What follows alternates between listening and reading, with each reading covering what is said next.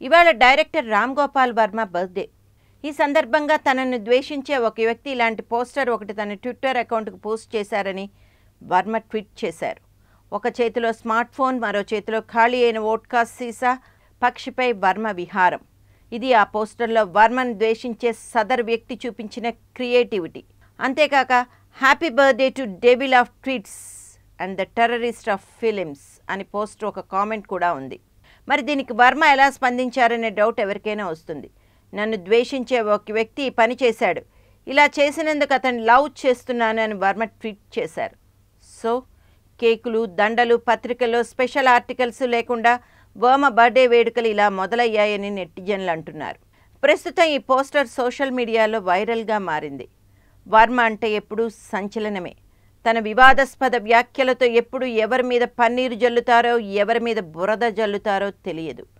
ఇక వర్మ తీసే ప్రతి సినిమాలో తనదైన మార్కు ఖచ్చితంగా ఉంటుంది. అంతేకాదు, చాలా సినిమాలు నిజ జీవితాలకు దగ్గరగా తీస్తారు. తెలుగు సినిమా ప్రారంభమైన దగ్గర నుంచి ఎన్నో అత్యున్నత స్థాయిలు అందుకుంది. అయితే సినీ విశ్లేషకులు మాత్రము తెలుగు చిత్ర పరిశ్రమను శివాకు ముందు తర్వాత అని విభజిస్తారు.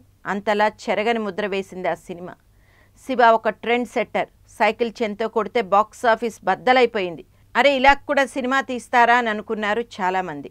యువత శివ స్టైల్కి ఫిదా అయిపోయింది.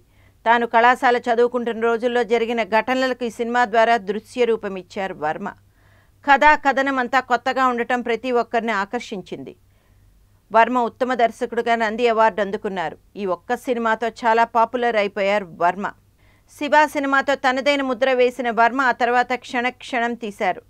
వర్మ టేకింగ్ స్టైల్కు చిత్ర పరిశ్రమ మరోసారి ఫిదా అయిపోయింది. కీరవాణి స్వరపరిచిన జాము రాత్రి జాబిలమ్మ పాట మార్మోగిపోయింది.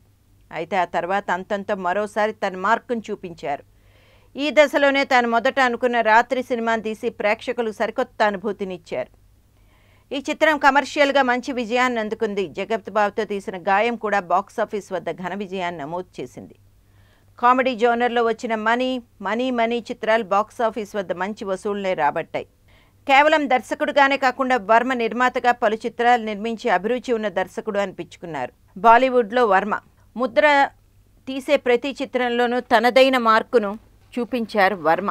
సత్య, జంగిల్, కంపెనీ, భూత్, నాచ్, సర్కార్ Raj, department, the attacks of 2611 తదితర చిత్రాలతో బాలీవుడ్లో వర్మ మంచి పేరు తెచ్చుకున్నారు.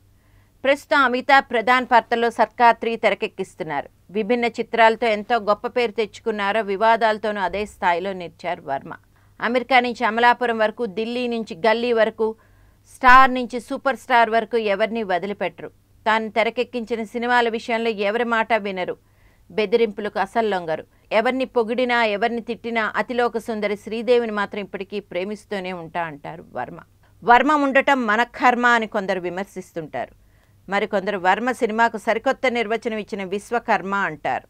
ఏ విషయాన్నైనా కుండబద్దలు కొట్టినట్టు చెప్పే వర్మ మరిన్ని మంచి చిత్రాలను తీయాలని కోరుకుంటూ ఆయనకి మరోసారి పుట్టినరోజు శుభాకాంక్షలు చెప్పుకుంటున్నారు.